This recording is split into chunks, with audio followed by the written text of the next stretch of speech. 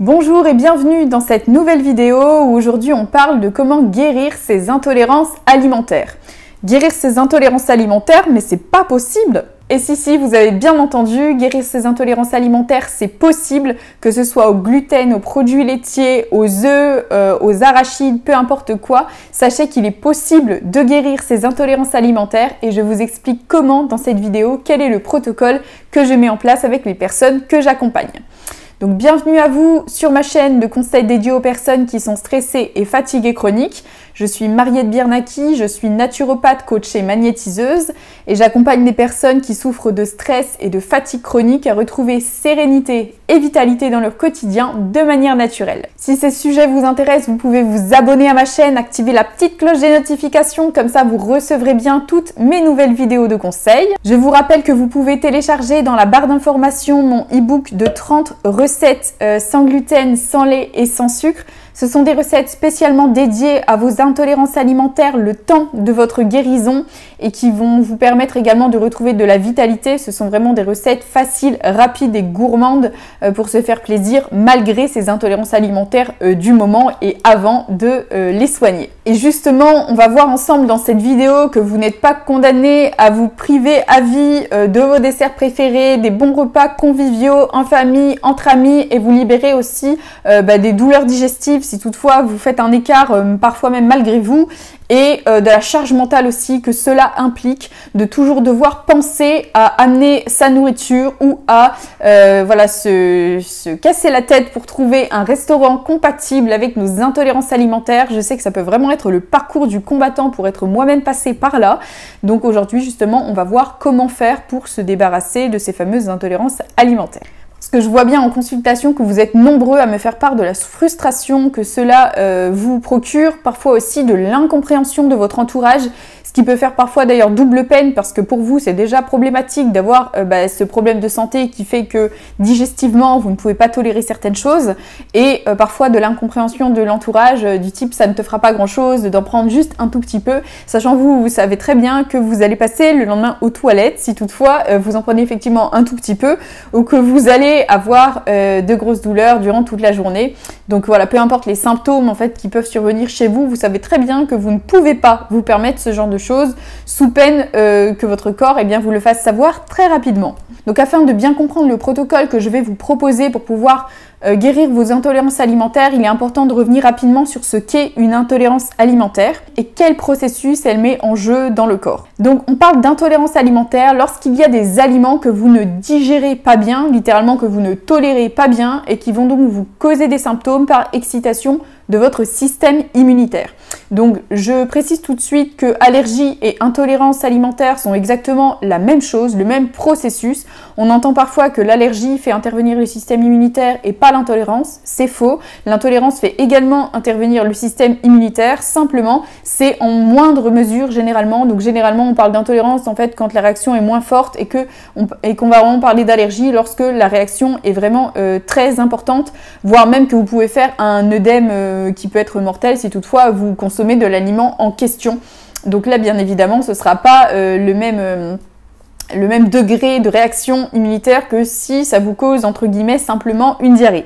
Donc vous pouvez avoir divers symptômes très variés lorsque vous êtes intolérant à quelque chose. Ça peut passer des symptômes au niveau ORL, donc vous pouvez avoir des reflux acides, vous pouvez avoir le nez qui coule, les yeux qui vous piquent, un peu comme une allergie au pollen par exemple. Vous pouvez aussi avoir des symptômes digestifs comme des ballonnements, de la diarrhée, de la constipation, des alternances de constipation, diarrhée, beaucoup de gaz, de flatulence et des douleurs également. Donc ça va être très varié suivant les personnes. Donc il y a deux phénomènes à comprendre qui sont en jeu lorsque vous avez une intolérance alimentaire. Le premier phénomène qui entre en jeu lorsque vous avez une intolérance, c'est qu'il y a des aliments qui sont mal digérés dans la partie haute de votre tube digestif. Donc souvent, on va accuser l'intestin de mal digérer et en fait, bien souvent, le problème se produit en amont, plus haut dans le système digestif, avant même d'atteindre l'intestin, puisque quand vous mangez quelque chose, le premier à recevoir, ça reste quand même l'estomac. Donc si déjà l'estomac, le foie et le pancréas, qui sont les organes de digestion, les premiers qui vont permettre de couper les aliments en tout petits morceaux, l'intestin venant vraiment dans un second temps pour absorber ce qui a été découpé plus haut.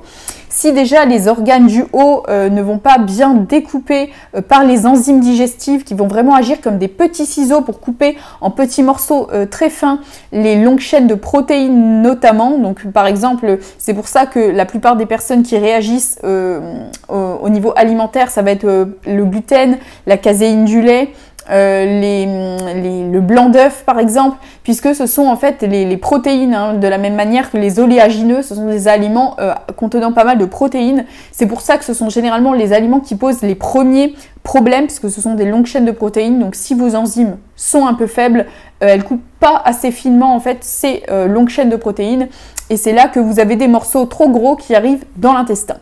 Donc en théorie, votre corps sait gérer cette problématique, et c'est là justement qu'intervient le deuxième phénomène, qui est le fait que vous avez souvent l'intestin poreux également lorsque vous avez des intolérances alimentaires, puisque si les morceaux sont mal coupés mais que votre intestin n'est pas poreux, il se peut que vous ayez juste un petit inconfort digestif et que vous vous en rendiez à peine compte.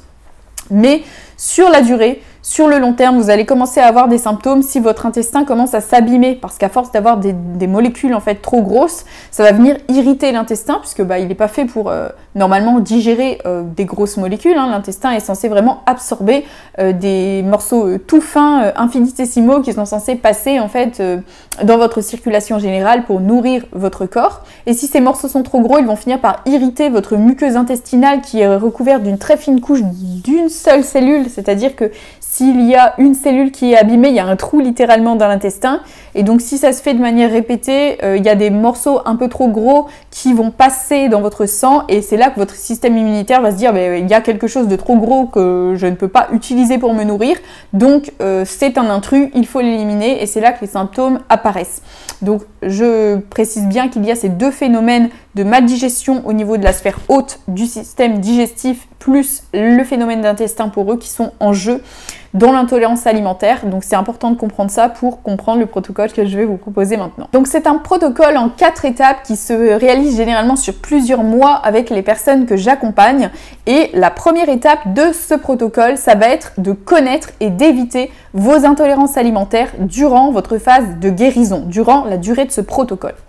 Pourquoi? Eh bien parce que si vous continuez de manger des aliments auxquels vous êtes intolérant, eh bien votre corps dépense énormément d'énergie à produire une réaction inflammatoire. Vous entretenez en fait une inflammation permanente et une réaction immunitaire permanente qui est de l'énergie gâchée, littéralement. Lorsque vous avez ce type de réaction, cela vous fatigue, et c'est de l'énergie que vous n'avez pas pour vous régénérer, pour que votre corps se répare. Imaginez que vous ayez sur la main par exemple une plaie ouverte, et que tous les jours vous veniez la gratter, même très légèrement. Eh bien cette plaie va avoir énormément de difficultés à cicatriser. Ça va être pareil pour votre intestin. Si tous les jours vous mangez quelque chose qui vient le réirriter et l'empêcher de cicatriser, vous aurez beau appliquer la suite du protocole que je vais vous proposer, si tous les jours vous continuez de réabîmer l'intestin, il ne pourra pas cicatriser correctement. Pour pouvoir justement connaître vos intolérances alimentaires, je vous conseille déjà dans un premier temps d'écouter votre corps, d'écouter vos symptômes, de faire des repas simples pour pouvoir isoler un petit peu les choses qui vous posent problème. Et je sais que malgré cela, ça peut être parfois compliqué, surtout si vous réagissez à beaucoup de choses différentes, de savoir qu'est-ce qui vous a causé quoi comme problème. Donc dans ce cas-là, il peut être intéressant également de faire un test d'intolérance alimentaire. Je vous conseille de faire un test déjà de 50 aliments. Test d'intolérance de 50 aliments, c'est un test sanguin que vous pouvez facilement faire. Renseignez-vous auprès de votre laboratoire, il y en a de plus en plus qui le mettent à disposition. Déjà 50 aliments, ce sera très bien, c'est pas la peine de tester 120, 130 aliments parce qu'il y a là-dedans plein d'aliments que vous allez manger tellement peu souvent que ça ne servira pas à grand chose. Généralement, la plupart des aliments que vous consommez sont déjà dans ces 50 aliments, donc ce sera déjà une très bonne base de travail. Le test d'intolérance alimentaire n'est pas fiable à 100% bien évidemment, mais il vous donne déjà une très bonne indication pour vous permettre de supprimer tous les aliments auxquels vous êtes intolérant durant la durée du protocole. Et donc pendant cette période d'éviction temporaire, il va vous falloir donc cuisiner sans vos intolérances alimentaires. C'est d'ailleurs pour ça que j'ai créé mon e-book de 30 recettes sans gluten, sans lait, sans sucre, parce que c'est souvent des aliments qui vont entretenir l'inflammation dans le corps. Et lorsque vous voulez guérir vos intolérances alimentaires, généralement ces aliments-là posent problème. pas chez tout le monde, hein, mais on va dire qu'à peu près chez 95% des personnes que j'accompagne qui ont des intolérances alimentaires, ces aliments-là vont leur poser problème. Donc c'est pour ça que je leur propose mon e-book de 30 recettes avec des recettes qui sont justement faciles, rapides et gourmandes pour vous permettre d'éviter ces aliments tout en continuant d'avoir du plaisir à manger, ce qui est très important pour pouvoir mener le protocole à bien jusqu'au bout. Si vous n'avez pas de plaisir à manger, ça va être un peu compliqué. Et je vous donne aussi bien évidemment dans cet e-book des conseils concrets pour trouver des alternatives au gluten, aux produits laitiers, au sucre qui soient compatibles avec vos intolérances et qui vous apportent du plaisir à manger. Donc on en vient à notre deuxième phase de protocole qui est le fait de rétablir une digestion haute efficace, en particulier au niveau de l'estomac, mais aussi au niveau du foie et du pancréas. Donc comme je vous le disais tout à l'heure, la digestion elle commence même dès la bouche, donc c'est très important de pouvoir mastiquer, prendre le temps de manger, prenez le temps de manger. Je vois trop de personnes qui avalent leur repas littéralement en 20 minutes, ce n'est pas assez, c'est vraiment le minimum 20 minutes. Toute bouchée en fait qui arrive dans votre estomac doit être réduite en bouillie. Si ce n'est pas le cas, alors vous avez de très grandes chances de mal digérer, de ballonner, d'avoir des choses qui vont arriver bien trop incomplètement prédécoupées dans votre estomac qui va se récupérer tout le travail. Donc vous risquez d'avoir en plus de la fatigue postprandiale, mais aussi à la longue, votre estomac il n'est pas fait pour mâcher, hein, il n'a pas de dents. Donc si vous lui facilitez pas le travail avec les dents et l'action aussi de la salive, hein, qui contient déjà des enzymes, notamment pour digérer les féculents. Donc notamment pour les personnes intolérantes au gluten, très important de bien mâcher votre pain. Et quelque chose aussi que l'on oublie souvent qui impacte beaucoup le fonctionnement correct de l'estomac, ça va être le stress et la nervosité, les émotions fortes qui impactent beaucoup l'estomac. Vous connaissez certainement la fameuse boule au ventre, le fameux poids sur l'estomac lorsque vous avez un problème d'ordre psychologique ou émotionnel qui vous tracasse à un moment donné où vous sentez que si vous mangez, ça va vraiment pas passer.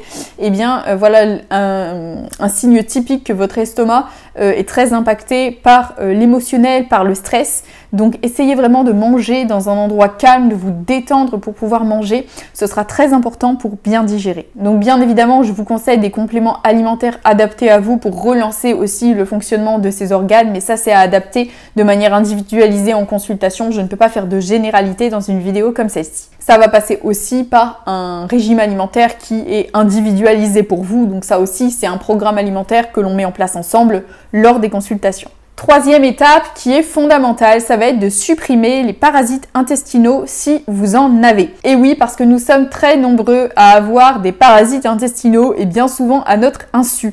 Et d'autant plus si on digère mal, eh bien ce qui arrive mal digéré dans l'intestin, eh bien il faut bien que quelqu'un s'en occupe et c'est là que généralement commencent à s'inviter des petits amis plutôt indésirables et qui vont bien manger tout simplement ce que nous on n'a pas réussi à manger.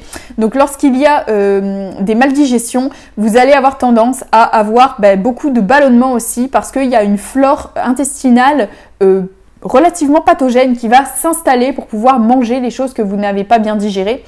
Sachant aussi que parfois il est difficile de connaître lequel est la cause, lequel est l'effet, puisque la flore intestinale, si elle est déséquilibrée à la base, par exemple par une prise d'antibiotiques qui va tuer les bonnes bactéries de votre intestin, entre guillemets bonnes bactéries, puisqu'il n'y a pas vraiment de bonnes ou mauvaises bactéries, tout est une question d'équilibre dans le microbiote intestinal, mais si toutefois vous avez un déséquilibre avec une prédominance de certains types d'habitants de votre flore intestinale, comme notamment les champignons, ce qui peut être le cas si vous avez une candidose intestinale, si vous avez des mycoses aux ongles de pieds, de mains, des mycoses sur la peau, des démangeaisons cutanées, vous pouvez être quasiment certain que vous avez un déséquilibre fongique au niveau de la flore intestinale. Et ces parasites intestinaux d'ordre fongique, eh bien, généralement en fait percent la barrière intestinale et favorise le fait d'avoir des trous dans l'intestin littéralement et donc de laisser passer des morceaux mal digérés. Donc le cercle vicieux s'entretient, donc il va être très important en plus de rétablir une bonne digestion haute qui, avec suffisamment d'acide dans l'estomac, désinfecte bien votre bol alimentaire et empêche les parasites intestinaux de s'installer. Eh bien, d'avoir également un protocole antifongique, antibactérien, naturel, que je vous donne également lors des consultations en fonction des symptômes que vous avez, pour vous permettre de tuer l'excès de parasites qui peuvent se trouver dans votre système digestif lorsque vous avez des intolérances. Et la quatrième et dernière étape, ça va être de réparer votre intestin, puisque comme on l'a vu tout à l'heure, si l'intestin est poreux, s'il y a des petits trous dedans, eh bien toutes les maldigestions vont vous faire réagir au niveau immunitaire, puisque des trop gros morceaux vont passer dans votre circulation sanguine. Donc pour ça, il existe un remède très intéressant, remède de grand-mère très intéressant, qui est le bouillon d'os, qui est très riche, notamment en un acide aminé qu'on appelle la L-glutamine, et qui permet d'aider l'intestin à se réparer. Donc voilà, les bouillons d'os sont vraiment très intéressants pour ça. Mais vous avez aussi la possibilité de faire cela avec une forme de soufre organique. Donc c'est un complément alimentaire que l'on appelle le MSM.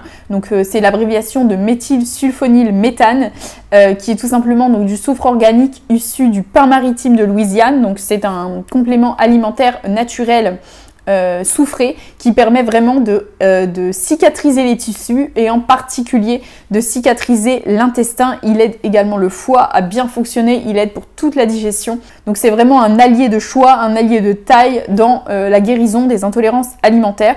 J'ai d'ailleurs déjà fait une vidéo où je parle beaucoup plus en profondeur du MSM et notamment de son action antihistaminique, donc pour les personnes notamment qui ont des allergies, des intolérances diverses, que ce soit respiratoires mais également allergies, intolérances alimentaires, pour calmer les symptômes liés au fait que vous pouvez réagir un peu à tout et n'importe quoi lorsque vous êtes en début de protocole de guérison d'intolérance alimentaire, parce qu'à un moment donné, parfois, il y a des clients qui me disent « j'ai l'impression que dès que je mange, ça passe pas ». Eh bien, ça peut être assez fréquent en début de protocole lorsque vous avez l'intestin et la digestion haute qui sont vraiment très perturbés. Donc je vous mets dans la barre d'infos et dans le petit également le lien vers cette vidéo où je vous détaille comment prendre le MSM, où vous le procurez aussi. Moi je conseille celui de la marque Apothecaria qui est vraiment très bien, qui est sans additifs, qui est issu donc du pain maritime de Louisiane, donc un MSM 100% naturel en gros conditionnement, donc qui vous permet d'avoir une cure suffisante pour la durée de votre protocole généralement. Donc je vous mets le lien dans la barre d'informations si vous souhaitez vous le procurer. Donc voilà pour ce protocole très complet que je mets en place avec mes clients. Si toutefois vous souhaitez mettre ce protocole de manière individualisée en place pour vous, n'hésitez pas à faire un tour sur mon site internet mariettebiernacki.com où vous trouverez toutes les informations nécessaires pour me consulter si vous le souhaitez. Donc voilà, j'espère vraiment que cette vidéo vous a aidé. N'hésitez pas à la liker si elle vous a plu et également si vous y avez trouvé un message d'espoir concernant vos intolérances alimentaires, quant au fait que ce n'est pas à vie que vous allez devoir évincer certains aliments de votre alimentation. J'en suis la preuve puisque j'ai moi-même pu guérir mes intolérances alimentaires pour mon plus grand plaisir. Donc je vous souhaite de tout cœur de pouvoir faire de même. Je vous dis prenez bien soin de vous et on se retrouve très vite.